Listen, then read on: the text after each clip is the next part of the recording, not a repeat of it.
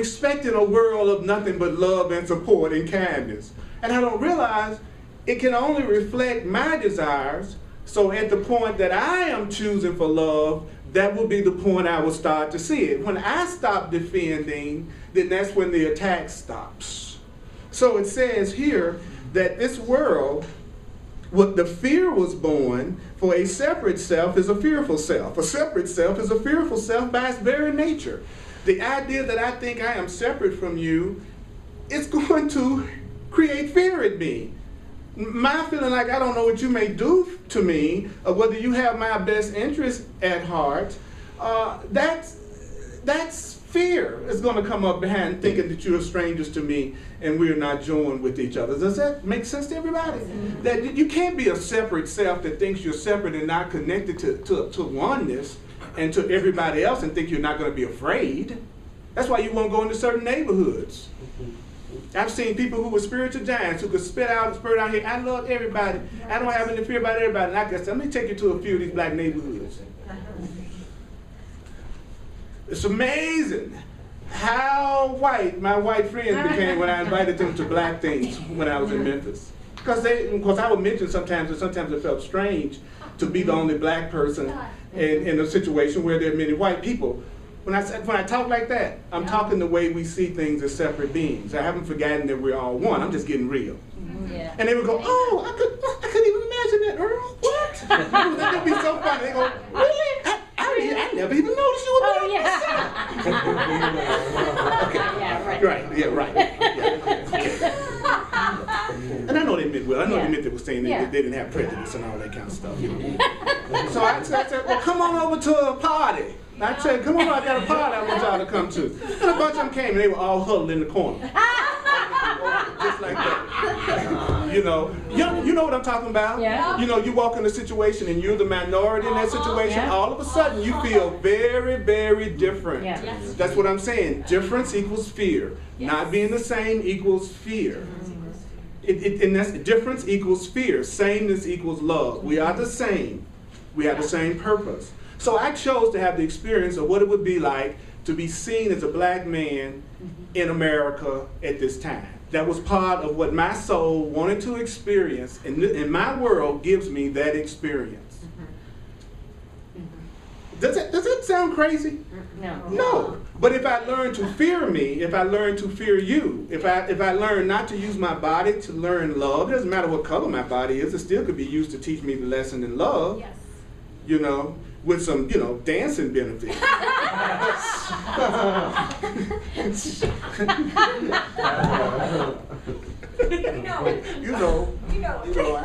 right. So the best part I've been to, we was dancing our cans off and singing, I am as God created me. I'm serious. I'm very sincere. Yeah. I've been at parties and people were partying and dancing as hard as any club you would ever see, and they were saying stuff like, you are innocent, you are innocent, I am innocent. It happens when you believe, and that's the experience you want to have. So, how could it not be that if you think you're separate, you wouldn't feel fear? Okay, so fear comes from the belief in separation. Yeah. Okay. Any questions or comments about what I've said? Nope. I mean, you can share your opinion, your thoughts, your questions. I'd love to hear what you think. When is the next party? September. Well, I try to ask the Holy Spirit not to invite people who judge. Yeah. It's like the judges are the last ones you want to show up in anything that you want to have a good time. Yes. Put them in the basement or something. Plus it scares them anyway, so they don't really hang around anything that's a lot of fun anyway. People who like to judge tend not to come to things that are fun and free. Because it brings up all of their programming, all of their fear, everything that they've learned to make them not extend. Yeah. So Earl, then, like, when you were saying about, like, I call it, like, the law of attraction, I guess. Mm-hmm. Like, speak up for me. Like, I call it the law of attraction, I guess. That, like, okay, if and I've had the situation where, like, I've become good friends with this certain person, but then the closer I get to this person, then I start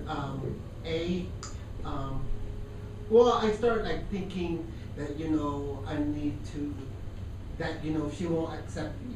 Right. She won't accept me. Right. So then that's like separateness, right? Right, exactly. Or like, because then I start saying, well, she ain't gonna accept, me if I do such and such. Or Right. She's gonna reject me if I do such and such.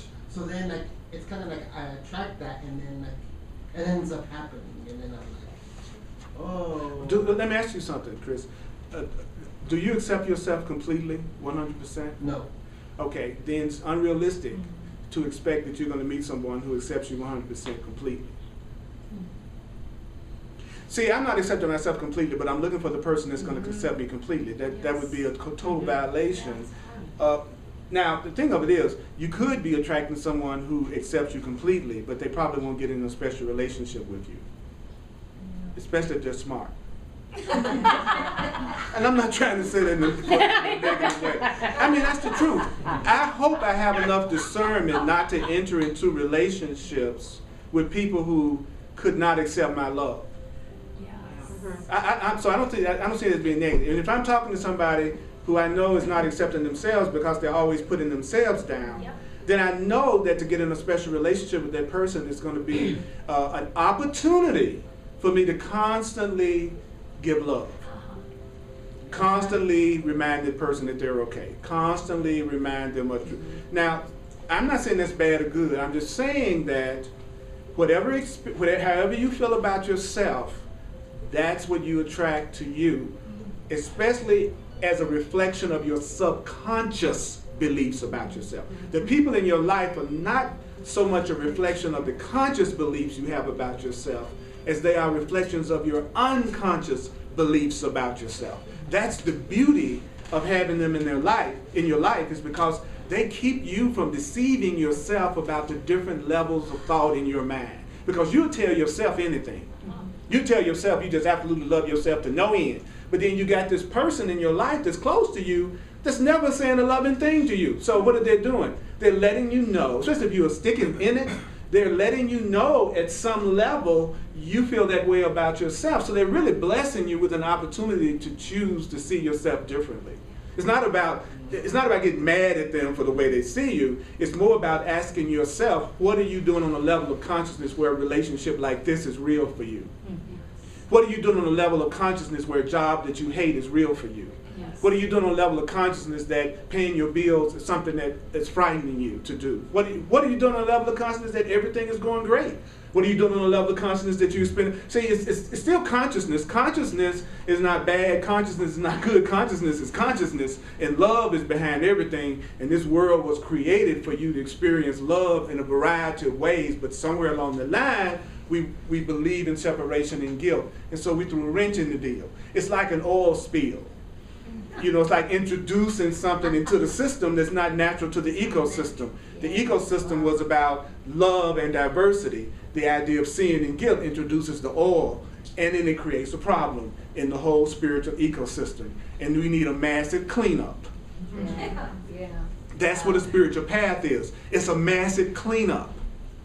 And the funny thing about it is that the person that used to be the one that wasn't appreciating you, if you really change your mind, in many cases, they seem to change. Miraculously. You'll go, what? This is not the same mother. Where's my mother? It's a pod. It's a clone. So she's so loving now. But this is the same person that used to be criticizing me all the time. Now they're complimenting me. You changed your mind, and your physical reality reflects the change. Or your vibration becomes so separate that you move to something that's more in line with what you deserve. Either way, you win.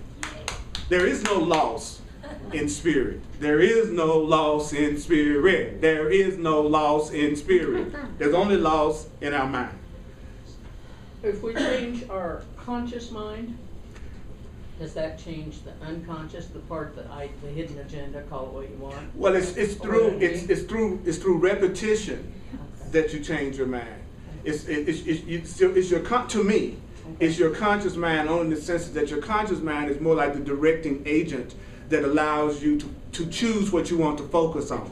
Like my conscious mind is getting me to focus on being in this class, listening to this right now. Like meditation? Like whatever we do, just think of the conscious mind as like the focus, right? And then the more you focus on something, whatever you are focusing on and repeating and hearing and telling yourself, and also remember now, if there is no emotion involved, there is no shift involved.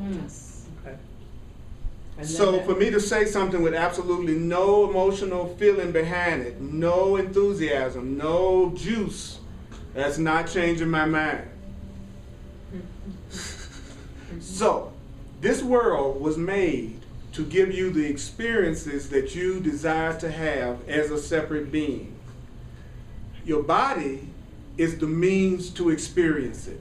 But your body is neutral, and your body is not sinful, and there's nothing that you do with your body that's sinful. You can do something with your body that may be an error in terms of the peace that you say you want. That's not a sin. A mistake isn't a sin. As a matter of fact, if you were to call the things that you don't like a mistake, you would stop doing them a lot quicker than you would stop doing them if you call them sinful and guilty. I'll say that one more time. If you say what you're doing is sinful and guilty and bad, you will not stop doing it as fast as you will stop doing it if you call it an error or a mistake. Do you know why? Because you've already been taught not to make mistakes as much as possible. What's the one thing that everybody hates to admit? mistake. That they're Mistake. wrong. Yeah, that they're wrong, that they made an error. So if you were to call the thing that you wanted to stop doing an error, then your mind would automatically stop doing it because it's already been trained not to do stuff that's a mistake over and over again that's recognized as a mistake. But when you say, I said I was gonna smoke that cigarette, and I smoked that cigarette, and now I feel so guilty and bad about it, you're gonna smoke a pack the next time. You're gonna add 2